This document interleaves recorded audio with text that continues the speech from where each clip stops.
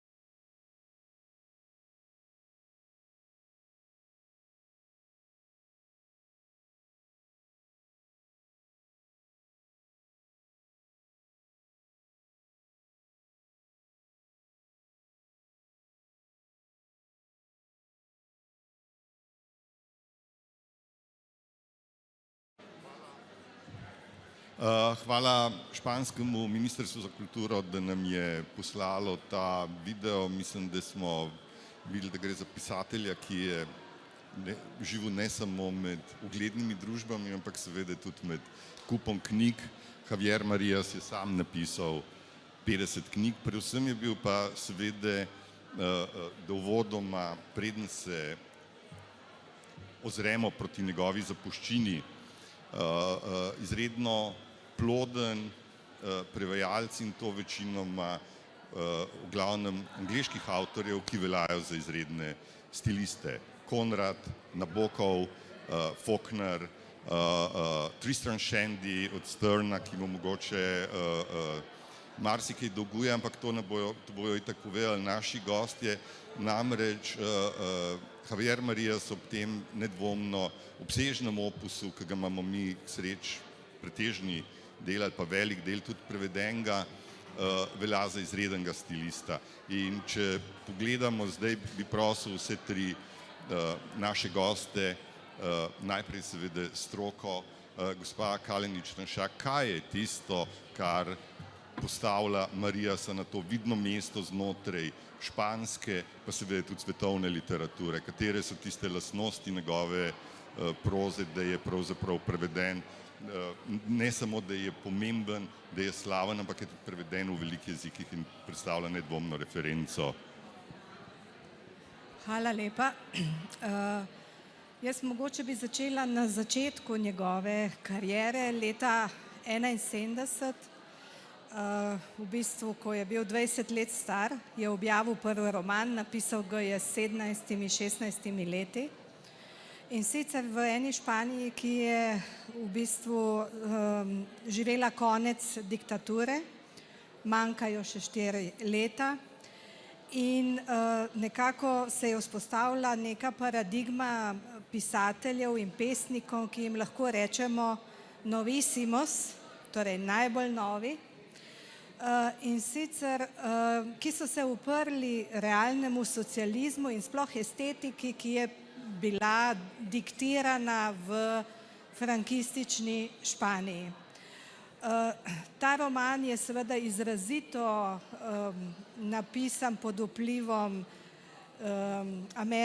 severnoameriških avtorjev, ker je Marias preživel velik del svoje mladosti v Združenih državah Amerike, ker je njegov oče, znani intelektualec, filozof Julián Marías, bil v izgnanstvu v Ameriki in otroci so tam v Ameriki hodili v šolo in tam se je tudi naučil angleščine. Skratka, seveda se je veliko ukvarjal z angleško-ameriško literaturo in ta prvi roman, Los dominios del lobo, tega nimamo, ne, prevedenega, seveda je to nek začetniški roman, sodi v ta kontekst. Tukaj bi morala omeniti še enega pisatelja španskega, ki je izjemno vplival na ta njegov začetek pisateljski, to je Juan Benet in njegov roman, predvsem Volverás a Región. Gre za ustvarjanje nekega prostora, Región, tako kot je Macondo, tako kot je Faulknerjev prostor, tako je tudi García Márquez, Onetti, torej vsi so se nekako zgledovali po Faulknerju in tudi Javier Marias. In Benet je ravno tako kot neka avtoriteta, starejši pisatelj, vzpostavil ta kontekst nove estetike, ki se je nekako želela vendar upreti tej prevladujočemu realizmu. Potem pa je počasi Javier Marias seveda začenjal svojo pot, našel svoj literarni izraz in lahko rečemo prvi tak roman Todas las almas, ki ga imamo, ne? Tudi ne. No, to je recimo ena stvar, ki jo je pa res treba še prevesti, mislim. Roman, ki v bistvu govori o njegovem bivanju kot profesorja v Oxfordu. In tu se v bistvu že nakažejo te njegove preference, zgledovanje po Shakespearju, Shakespeare izjemnega pomena za Mariasa, kar naprej ga citira. Mislim, da je 6 ali 7 njegovih romanov v naslovih ali parafrazira ali pa direktno citira Shakespearja, njegove psihološke drame. Tako da se že od tega romana Todas las almas vidi, kam bo šel, in potem mislim, da zgrajuje z vsakim novim romanom, Marija zgrajuje ta pripovedni svet, ki gre v neko smer absolutnega realizma. Kaj to pomeni? Govori, torej pripoveduje o realnosti, o zunanjem svetu, ampak seveda hkrati tudi o mislih, o introspekciji, gre noter v junake in hkrati opisuje njihovo notranjost, tako kot zunanjost. Ogromno je v Mariasovih romanih referenc na špansko zgodovino, predvsem 20. stoletja, kajti njegovo družino in njega je seveda ta zgodovina zaznamovala. Kot je sam rekel, ne moremo frankizma kar pozabiti, o tem je treba govoriti, saj smo vsi zaznamovani tako ali drugače s tem obdobjem. Ampak zgodovinski dogodki so vedno v nekem ozadju, neki spremljevalci njegovih junakov, psiholoških analiz. Mojstrsko, tu moram takoj povedati, menjava pripovedovalca, tretjeosebnega in prvoosebnega, in v zadnjem romanu, ki je na žalost zaradi njegove prezgodne smrti dejansko bo ostal zadnji roman, Tomas Nevinson, ki ga baje kolegica Marjeta že prevaja, tako da se že iskreno veselimo tega novega prevoda. Mojstrsko usmerja pogled, tako torej skače iz tretjeosebnega v prvoosebnega, v notranji monolog, in človek, ko bere, ima občutek, da ga vsa ta realnost preplavi, nekako prevzame, pozabiš na svojo realnost in točno tisto je, kar si želiš videti, vodite nekako iz zunanjega v notranji svet in nazaj v zunanji svet z neko refleksijo, s citati, ogromno je citatov spet, poezije, angleške, ameriške, seveda spet je Shakespeare na tapeti, tako da toliko. In pa seveda ne smem, ker je tukaj toliko študentov, pozabiti na Cervantesa. Kot veste, tudi sam prizna, da je Cervantesa spoznaval direktno in pa preko Tristrama Shendija, preko Šternovega romana, ki je mogoče nekako v 18. stoletju najbolje razumel Cervantesovo veličino, ampak kot pravi Marias, marsikatere tehnike literarne, ki jo uporabljam v svojih romanih, sem se naučil od Cervantesa.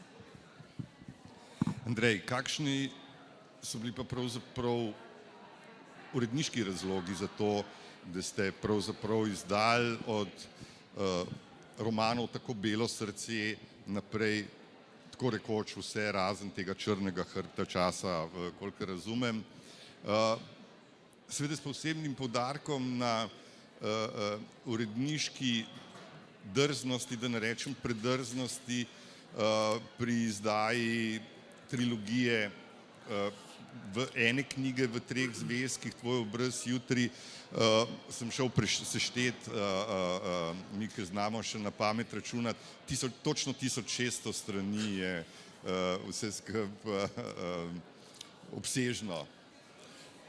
To je odlično vprašanje za kontekst, v katerem se nahajamo, namreč Slovenski knjižni sejem, kajti ko mi je Marjeta pred mnogimi leti poslala odlomek iz njegovega prvega prevedenega romana Tako belo srce, v bistvu za objavo v literaturi, ker tam smo imeli neko rubriko Zadnja izmena, ki je prinašala nove avtorje, sem v literaturi to z veseljem objavil, tekst mi je bil strašno všeč, torej ona je zaslužna, da je Marija sploh prišel nekako v slovensko obzorje, ker je tipično... Kako? Prišel bi tako ali tako. No, ta lažna, mislim, neupravičena skromnost, bomo rekli, se je pojavila tukaj za hip na odru. Skratka, ta roman sem, kot je običajno za jezike, ki jih ne govorimo, med katerimi je v mojem primeru španščina, prebral v angleščini. In to je bilo seveda tudi dobra odločitev, kajti v angleščino je Marija tudi odlično preveden kot v slovenščino. To ni povsem samoumevno, mimogrede rečeno. In Marija potrebuje izjemnega prevajalca ali prevajalko, ker je to avtor, ki lahko v prevodu umre, kar si marsikdaj zgodi.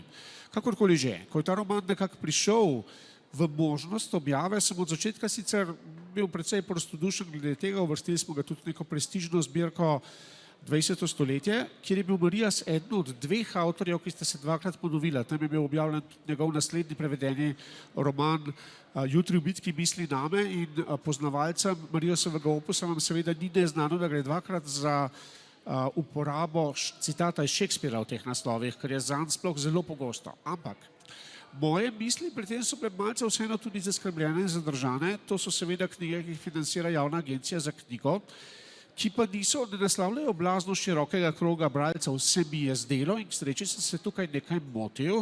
Tukaj zdaj prihaja centralna poanta tega, kar govorim, kajti skozi desetletja svojega druženja z Marijo sem se velikrat ponovil, da je to moj najljubši, prej sem dodajal živeči, zdaj ne morem več reči živeči, žal avtor.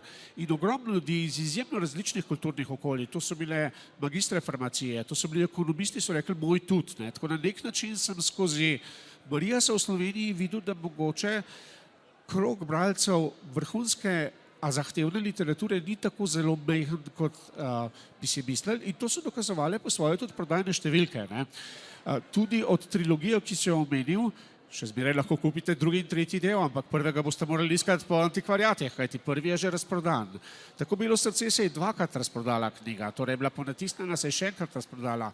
To je zelo netipična usoda že knjige na slovenskem, kaj šele kvalitetne in zahtevne knjige.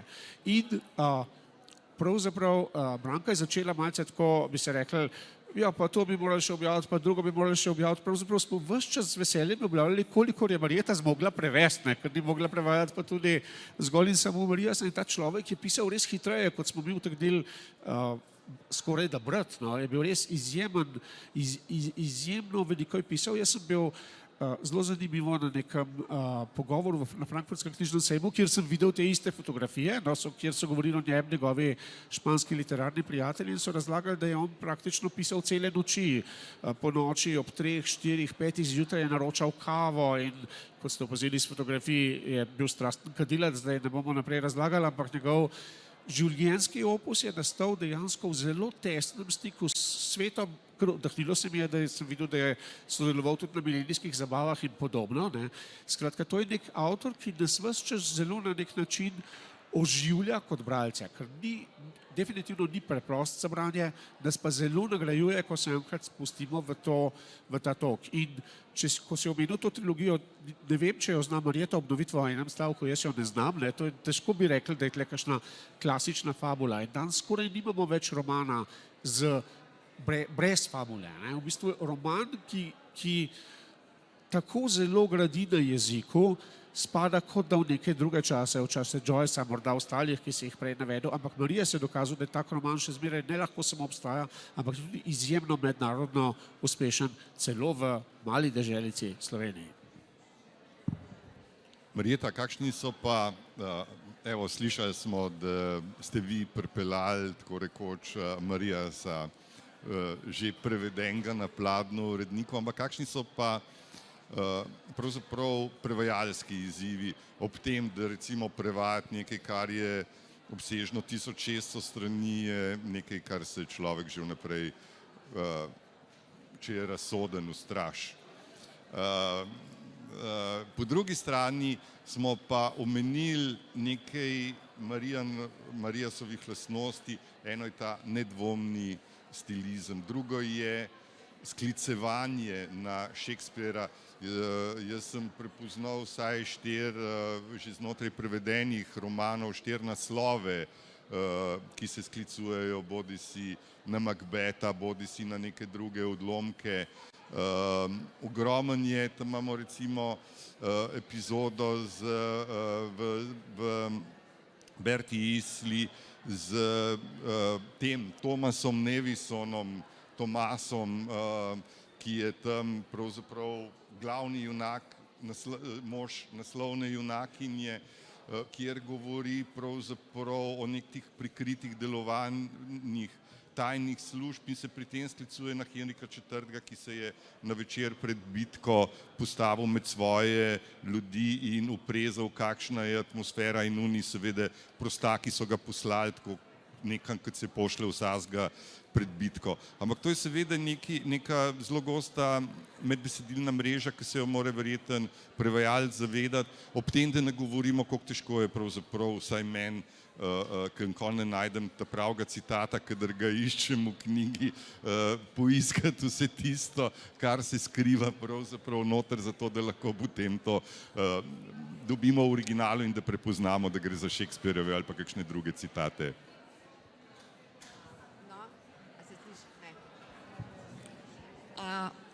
No, naj povem, da vsakokrat, ko se znajdem pred Marijasovim romanom, oziroma vsakokrat, ko sem se znašla pred Marijasovim romanom, sem ga morala prevesti, vsakokrat me je prešinila, mislim, ne, tega jaz ne moram, nemogoče, ne, tega je res to. In pravzaprav vsakokrat se mi je bilo težko spraviti k prevodu, začetek je bil vedno zelo težek. No, potem pa, ko se enkrat zatopiš, dovolj je nekaj stavkov na začetku in pač spet prodreš v ta njegov svet, se pogrezneš van, tako da potem s časoma se pač si spet tam, kjer si bil že nekajkrat.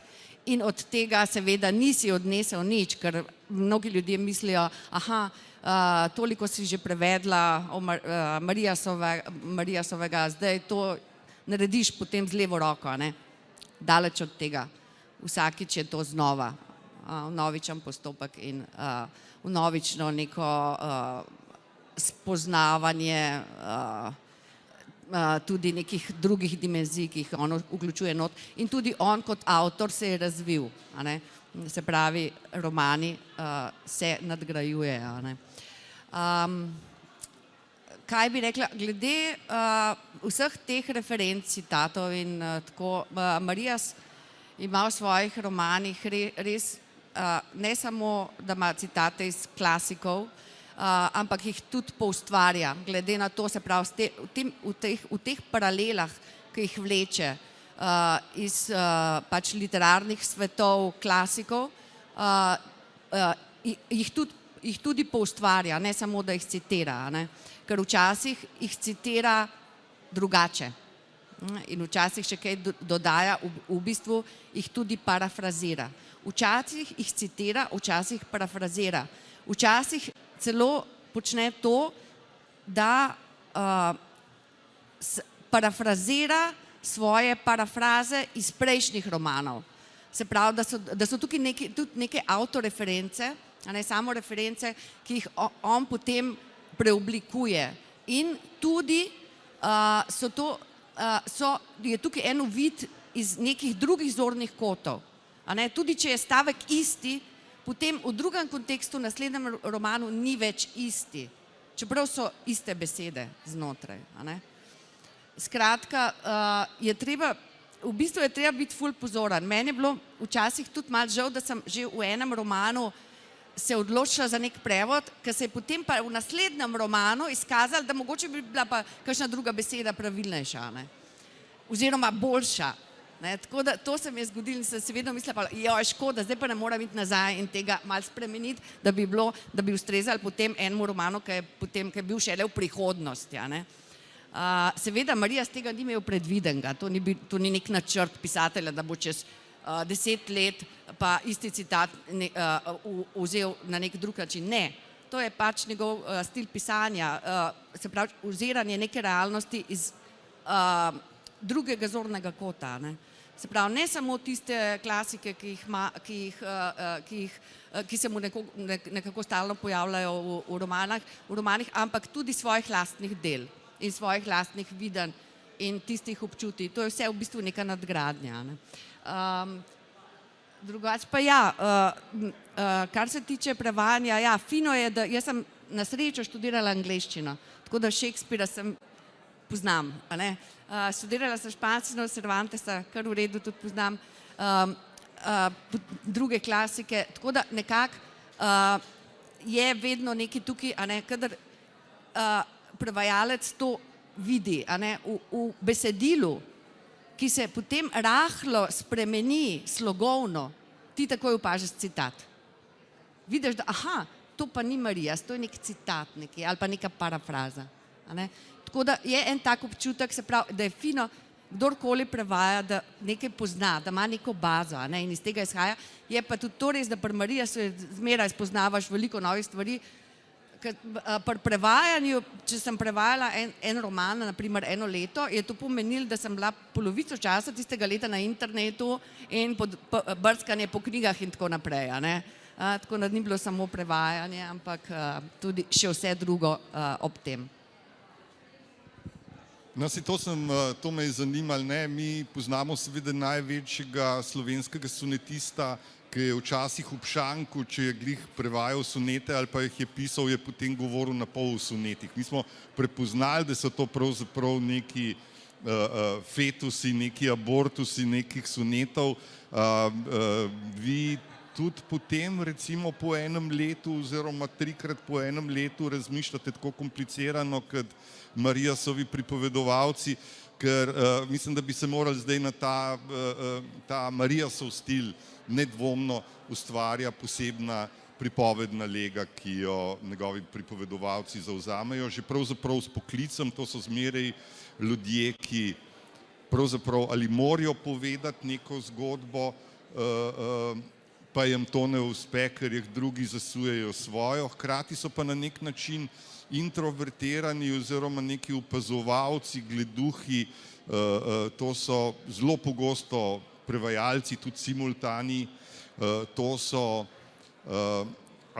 vohuni, asistentke muhastih, samovšečnih, narcisističnih pisateljev, recimo v Zaljubljenosti.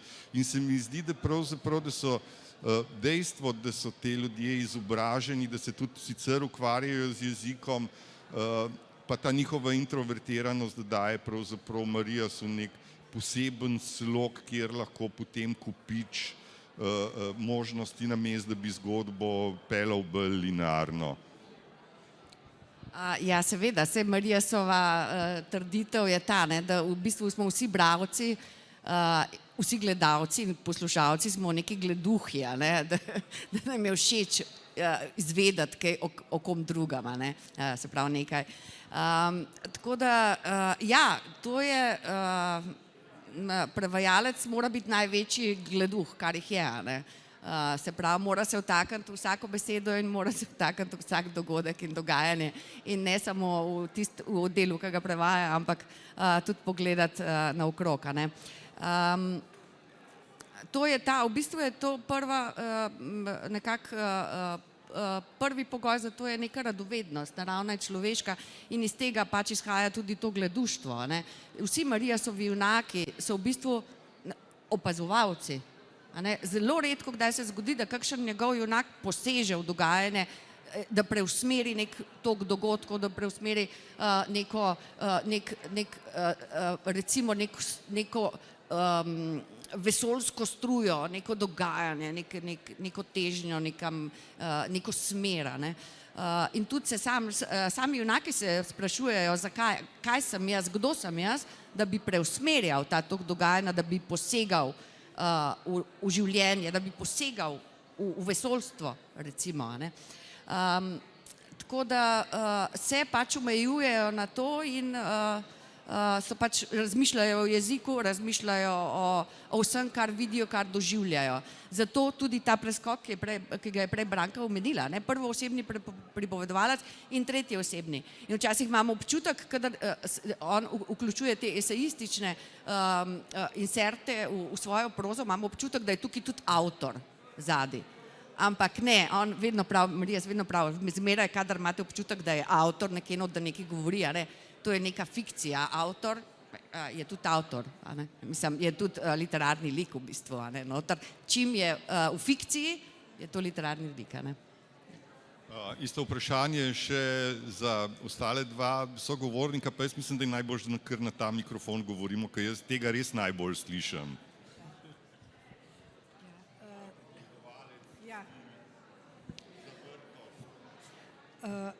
Absolutno, torej samo kratka replika najprej kolegi, da nikakor nisem hotela kritizirati, namreč Javier Marías je eden res najbolj prevedenih španskih avtorjev v slovenščino in v bistvu vsa zahvala tako založbam, uredništvom, kot seveda prevajalki, ki je večino del prevedla in imamo izjemno srečo, da je temu tako. Prej ste govorili o teh 1600 straneh, tudi zadnja dva romana nista kaj dosti krajša, nekako jih je treba brati skupaj, oziroma kot pravi Javier Marías, sta dva obraza iste zgodbe. V Berti Isli pripoveduje junakinja, tudi o junaku, o Thomasu Nevinsonu, v drugem romanu Thomas Nevinson pripoveduje on svojega stališča. Se vrne dejansko v zadnjem romanu v moškega pripovedovalca Marías, v bistvu dvakrat v Enamoramientos pa Berti Isli pripoveduje stališča ženske. Skratka, ta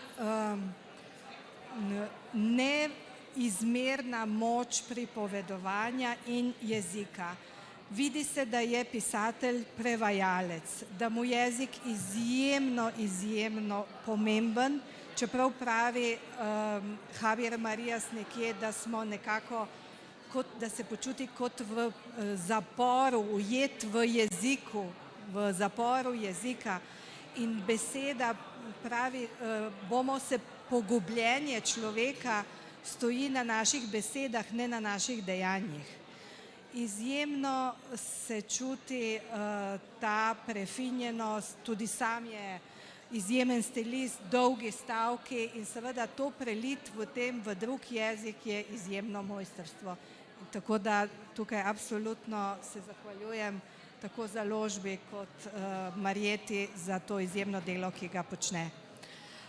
Drugače pa mislim, da se mi zdi, da je pomembno tudi to izpostaviti, govori se o nekem bralcu, ki ni plehek, ki je odprt za to konstrukcijo, kompleksno konstrukcijo, za vse reference, izobražuje nas, želi, torej izziva nas z vsemi našimi intelektualnimi kapacitetami, da smo nekako sodelujoči pri teh romanih, pri njegovem pisanju. In zdi se mi pomembno, da je eden tistih španskih avtorjev, ki se ne predaja zgolj tej komercializaciji, ki je bila sploh v začetku demokracije, tranzicije izrazita v španski literarni zgodovini. Torej, Španija je nekako po letu 75 oziroma po letu 80 morala nekako dohiteti Evropo in druge literature z svojo odprtostjo. In takrat je dejansko prišlo na plan veliko takih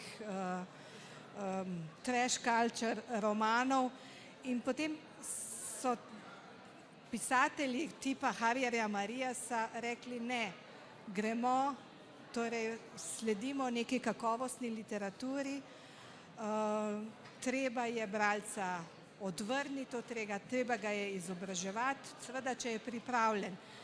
Lepo je Marjeta opisala vse te parafraze, citate, osebne. To je enako pri Borgesu. Tisti, ki smo se ukvarjali malo več z Borgesom, Borges je tam ravno tako podoben za vsakega prevajalca, tudi Nočna mora. Tako da absolutno žal ne bomo več mogli brati, to je zadnji roman, ki ga res toplo priporočam. Jaz sem ga včeraj zvečer zaključila z branjem in sem še popolnoma pod vtisom tega romana. Polno je spet Shakespearja. Na naslovnica španskega izdaje, ne vem, kaj bo na slovenski izdaji, ampak je Gerard Philippe, znani francoski igralec, kateremu se Thomas Nevinson približa, ko deluje kot tajni agent. Bomo videli, kakšen bo dizajn slovenske verzije, ampak nekako vse te obraze spreminjanja, podobno kot Cervantesov Don Quixote, gre v preobrazbo in pogledujemo vse te njegove obraze in kaj na koncu smo. Zdi se mi tudi zelo pomembno za Mariasa ta njegovo etično sporočilo, čeprav govori v tem zadnjem romanu o nekem absolutnem zlu, o kazni, o pravični kazni, ali imamo pravico v bistvu kaznovati, kaj se dogaja z ljudmi, ki se ukvarjajo z negativnostmi, z absolutnim zlom.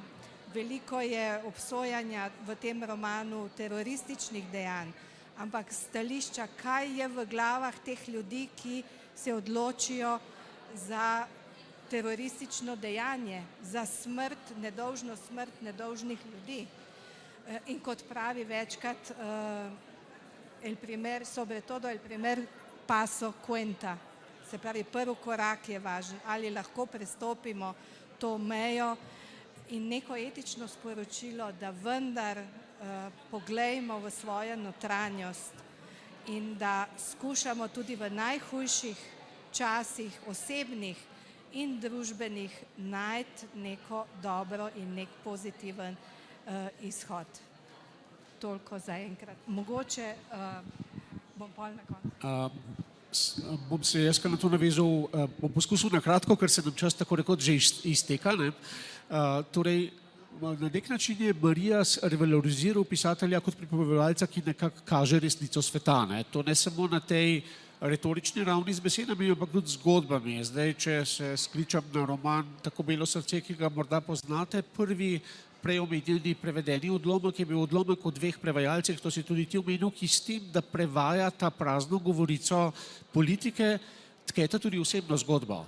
Ta osebna zgodba je pa blazno zaznamovana z nekim nepojasnjenim družinskim zločinom, ki se na koncu pojasni skozi pripoved, ki jo pa tisti, ki se ga ta pripoved najbolj zadeva, jo sliši v sosednji sobi. Torej, ta pripoved ni namenjena njemu, on je tle ta pasivni lik, ki ste ga slišali. In tukaj Marias v tej knjigi in skozi vse ostale knjige obnavlja to klasično, rekel bom malce drzno, morda patetično, ampak vseeno to šamansko, to celiteljsko vlogo pripovedovanja in s tem tudi pisatelja. In zato bodo ta njegova dela živela še dolgo po njegovi smrti.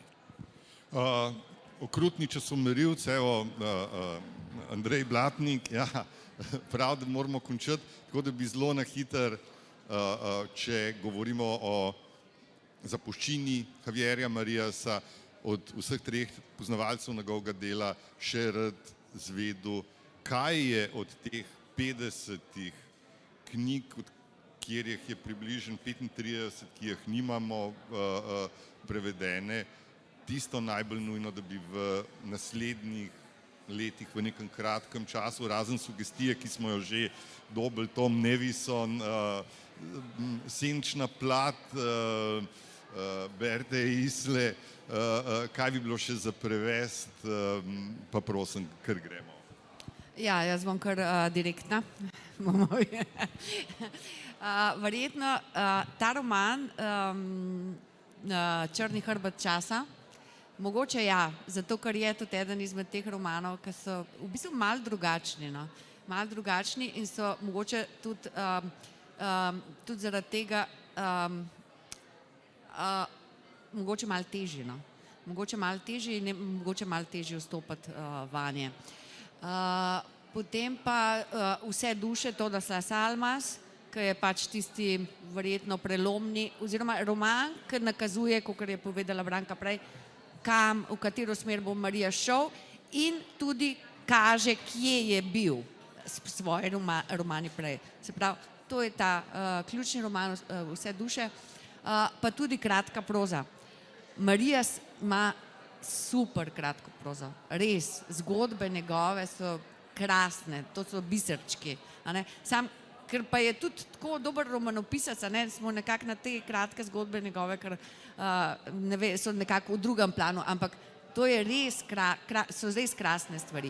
Nekatere so tudi tako, kot smo govorili prej v parafrazah, tako eno parafraziranje, naprimer ima v romanu en razplet nekega dogodka, pa ima pol v zgodbi nekaj drugega, in te rečeš pa kako je zdaj to, pa čist nekaj drugega. Tako da se poigrava s tem, on se poigrava z jezikom, poigrava se s književnostjo in vse to jemlje smrtno resno. Se pravi, in tudi to, kar je Branka prej povedala, to je to, vsak Marijesov roman je v bistvu neka etična dilema. In je postavljena pred nas, da vsak sebe vpraša, a bi jaz to, kaj bi jaz tu naredil. Tako da to je fajn, to je super. Jaz bi pa samo zaključila z enim citatom iz te trilogije Tvoj obraz jutri, v prevodu iz prvega dela, iz Vročice, v prevodu Marjete Drobnič. Samo en stavek. Pripovedovanje je skoraj zmeraj darilo, celo takrat, kadar pripoved prinese in ubrizga strup. Je tudi vez in zaupanje, a redko kdaj zaupanje prej ali slej ni izdano. Skratka, berite Marijasa in upam, da bo dejansko še dolgo živel post mortem v naši literaturi in seveda v naših srcih. No, o tem najbrž ni dvoma. Zdaj Marijasa izdaja tudi še kakšna druga založba. Barbara Pregl je prevedla odlično knjigo Napisana življenja. Tako je. A Barbara je tukaj, ja. Nekaj. Skratka, prepričan sem, da zdaj Marjeta bo s svojim delom nadaljevala. Tomas Nevison naj bi šel v začetku naslednje jeseni in potem bo trenutek razmisleka za naslednjo knjigo. Še enkrat opozarjam, če hočete Marijasov že prevedeni opus spoznati eno leto, če berete samo njega, ne bo dovolj, torej začnimo danes zvečer. Hvala vsem, ki so nam omogočili, da smo se tukaj pogovarjali. Gospa Branka Kalinić Ramšak, Marjeta Drobnič, dr. Andrej Blatnik. Mi imamo materijala vsaj še za 1 uro pogovora, upam, da se bomo še v kakšni priložnosti v taki drugačni obliki seveda posvetili opusu in seveda zdaj, ko je gospod Javier Marijas mrtev, je mogoče ravno zdaj v bistvu tudi trenutek, da se ga spomnimo na ta način, da vzamemo v roke njegove knjige in v njih uživamo tako, kot vsi, ki so to pravzaprav naredili pred nami in ki bojo že za nami. Hvala tudi vam, da ste prišli in gremo naprej.